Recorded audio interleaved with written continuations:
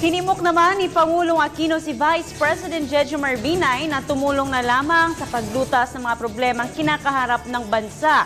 Sinabi ito ng Pangulo kasabay ng isang news report kung saan binabatikos umano ng Vice Presidente ang gobyerno. Sa panayam sa Pangulo ng media sa Calamba City, sinabi ng Pangulo na hindi pa niya nababasa ng buo ang nasabing artikulo pero nagbigay na siya ng paunang reaksyon sa issue.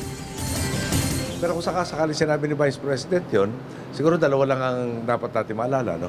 Number one, kung palagay niya meron kaming kulang na ginagawa, membro siya ng kabinete, di abisuhan niyo kami, hindi mo mag-advise paano nating improve yung sistema. At hindi choice yun, obligasyon niya, membro siya ng kabinete.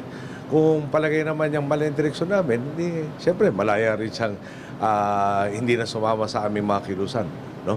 Pero at the minimum, Vice President of the land, meron siya mga criticism, siguro kailangan para constructive, meron rin solutions.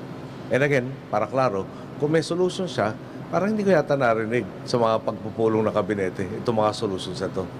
So kung may solution siya, bakit sana sinare niya?